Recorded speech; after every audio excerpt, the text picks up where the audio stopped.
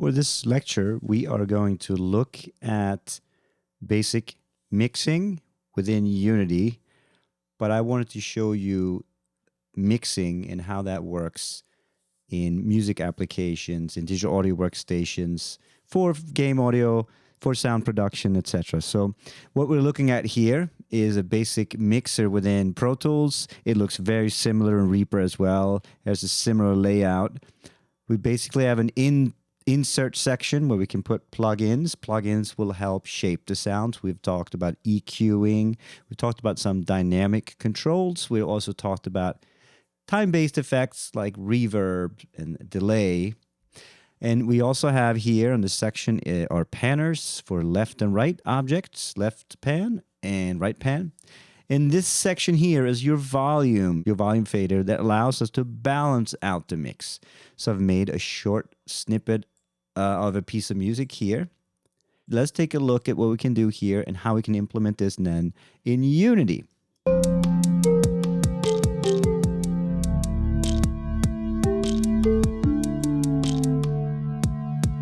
And you'll notice here we have the fader, which controls the overall volume.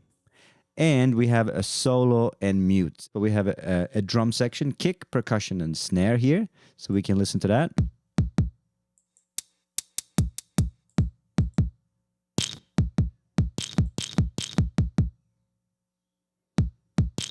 Right, so they're actually all four of these are independent of each other at this moment. But one thing that's important is to start to group different sources together. So in Pro Tools, I can do this by creating a folder track that I can route out to a group. And that means I'm taking these four elements, I'm putting them together into a single element that I then can send to what we call the master fader. And the master fader are all of these different sources combined. New folder. We are going to select this to be a routing folder, and this is called a drum group. And then here are my drum groups here. So if I mute them, now only the synth pad and the low bass pad will play. I can also individually solo just one section, and that will play only this within that group. If I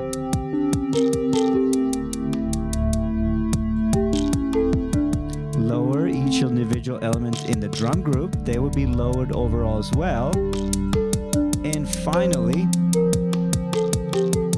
the drum group as a whole can be lowered or raised like this. So I wanted to demonstrate this of how you can easily use groups in a digital audio workstation, such as Pro Tools and Reason, to organize your balance and your mix. Also, for adding effects on each channel here, we can do so in the insert section and add, for example, a basic EQ on a channel, and that will affect just this channel here. In addition of also adding effects on the individual sound tracks or sound sources, we can also add effects to the overall group here. So the drum group, for example, and those effects will be on all of the different sources. So in this case, we had the EQ on this kick here. So I'll make adjustments, and that changes the sound on that. But I can also adjust the sound on the overall here, which means everything gets affected. So even this.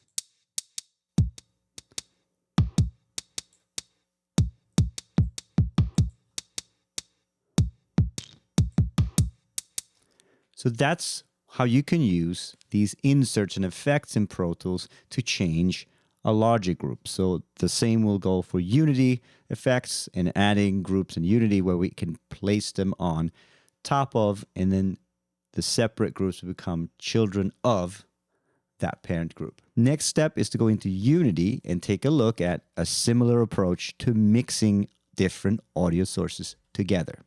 So we just looked at the mixer function within a digital audio workstation, and we're going to try to now add some sound objects, and we're going to add the mixer function to Unity. So in the window view, we have under audio, we can open up the audio mixer by Command or Control 8, and then gives me an audio mixer here.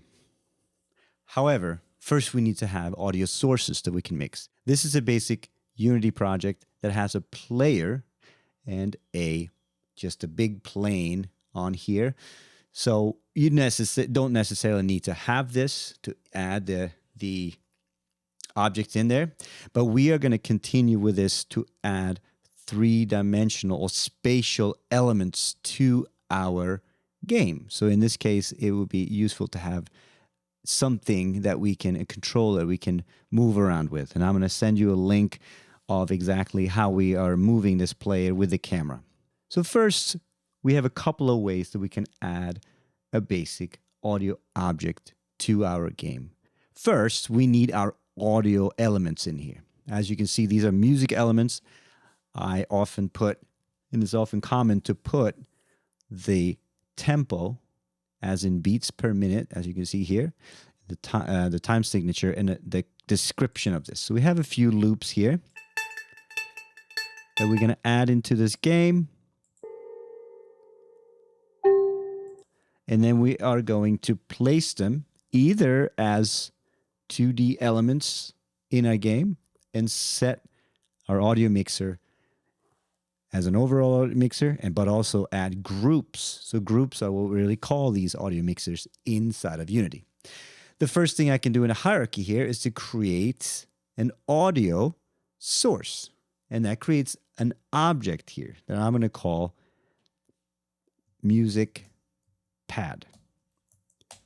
Right? And if you look here in the inspector, as I created my music pad, it appeared as just a basic object here inside of Unity. Could sit anywhere, really.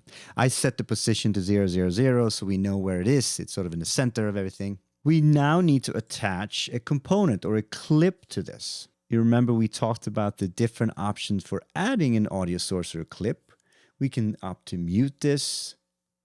We can opt to bypass the reverb zone. We want to play all of our objects on awake. That means as soon as the game starts, it starts to play these. We also want to select the loop function for these. We are not needing to touch the volume or the pitch right now. And this is a 2D object we are creating, so we're leaving this spatial blend at 2D. I'm going to attach this pad loop onto this clip. So what we're doing is dragging the clip into the audio clips section here of the audio source. Alternately, I could have actually selected the selection view here and then clicked on that. But you notice we don't have anywhere to send this to the output. Let's test, though, if we will hear sound or music when we press play in our game.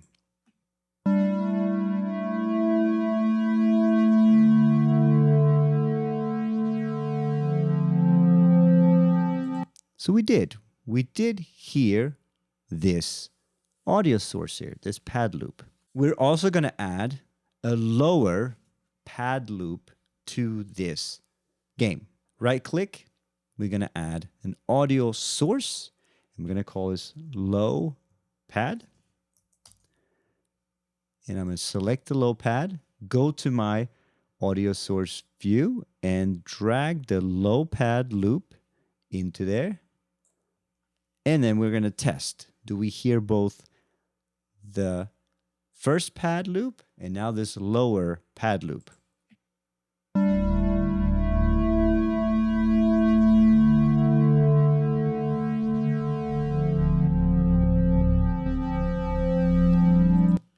Yes, it's subtle, but we did hear a lower pad loop here.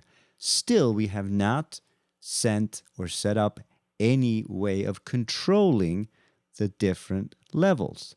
So let's see if we can blend these things or mix them. So maybe I want to hear more of that lower pad loop. I go to my audio mixer that we got from the window audio mixer. There's nothing here so far. We need to make a group. So we need to say plus, and we need to create a new main group. So inside of the group here, I now have something called master. That if I now play, I don't see anything coming out of this. There's no sound coming out of my master. Because we have yet to assign our audio objects to any groups. But to make this more useful and to kind of link it back to our digital audio workstation, we're going to select to add a new group that are on the same level. So my master is my parent, and anything underneath there is a child. We can add a child inside of a child as well. So in this case, I'm going to call this pad loop, and I'm going to call this low pad. Let's now assign our sound objects to these groups. So I'll go back to my music pad audio source section, and under output, I will click on this, and I will find the music pad. We call this pad loop. I'm going to send this there. And for my low pad, I'm going to send it to the low pad. Let's see now if I will find that this sound is passed through in these groups. Now we can see them here. I can't use them, however. I cannot control them. So right on top it says edit in play mode. I'm going to opt to edit in play mode. And now I can make the loops or the sounds less or more. I can also solo. This means I'm only listening to the pad loop. I can alternately mute, means I'm turning it off, to get an idea of what my low pad sounds like. This is a good way for us to balance it. The last option here is to bypass any effects that I can actually add on the bottom here. Where it says add, just like you have in Reaper, you can add. I can add effects here. That's edit in play mode. I also notice my low pad, it did not loop, so just double check that you looped that. What else can we do to add additional sections here? I want to add objects that are on my field here, my plane, that has sounds attached to it for later use in a spatial audio. You see, I'm going to add some material to this. We'll add just a basic orange material to this. So now we've added a box here. I want to be able to attach a sound object to this box for later use in spatialization. So I'm going to add a component and add an audio source here. This brings up this audio source on the inspector. This is going to be my kick drum here. I'm going to drag it to my audio. I'm going to loop. In addition, I'm going to create a group that I can control as groups inside of a group, a nested group. So in this case, I want to be on the master level, a new group, and this is going to be called drums. And inside of drums, I can right click and add a child group, and we call this kick. So all of the percussive elements are going to go into this. I also have a snare. And I have a tom. Not the name, that's what they call a specific drum in a drum kit. and I'm going to add percussion. There. So now I have a group that has separate elements in it. And we're going to see how that works. So inside of my cube that I'm going to rename kick sound, I'm not going to route this to kick. I'm going to add a new sphere here. I'm going to put that sort of in the middle. And in my sphere, I'm going to just add a nice green on that, perhaps. I can also drag the material right on top of there. But the sphere, I'm going to add another audio source. We're going to select this to be my snare loop. Select loop. And I already created the snare here. And next, we'll do a capsule that we're going to have on the side here. And this is going to be, we'll do this material there. And add components and audio source.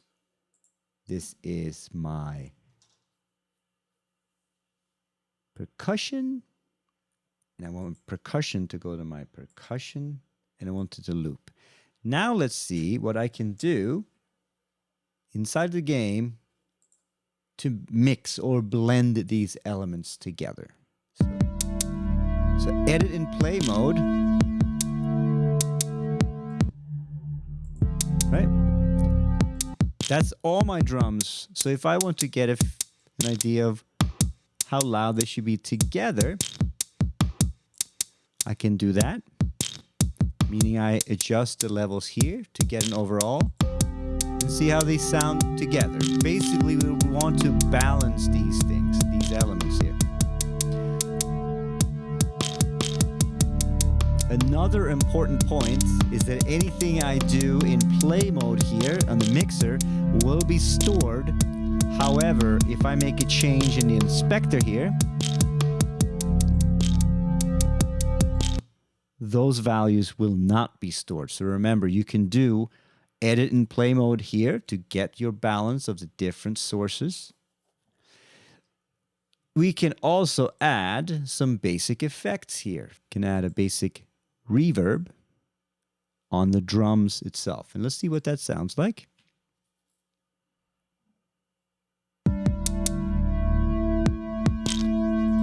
So right now, I don't really hear much of it.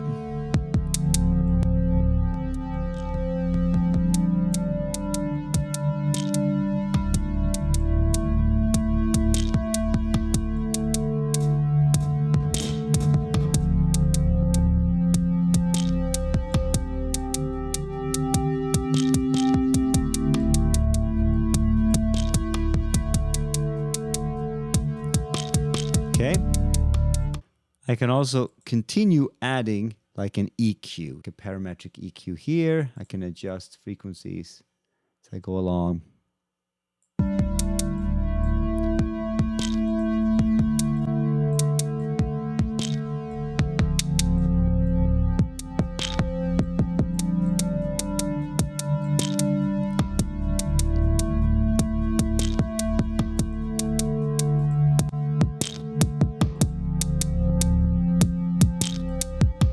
Remember, this will affect all of the instruments.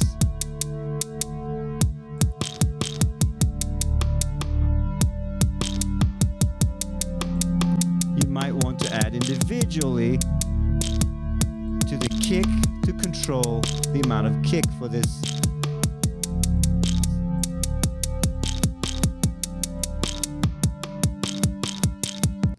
So that's a basic function of adding the mixer, setting up groups, adding some effects. The effects too can be moved between. If I'm adding multiple effects, I can move them before or after. And this will actually change the complexion of the sound. So any changes you make in before or after each effect, it will shape the sounds that you're making. So what I want you to do now is to go into Unity, create a very basic object like this, add sounds into Unity. You can take the sound sources that I've put up here and create a mixer by plus into the group, and then you start to add groups in there. Also create this subgroup to control some of these elements. In addition, try to add audio sources on specific components here. This is how we can use the spatial blend and figure out how much of the sound you get as you get closer to the source.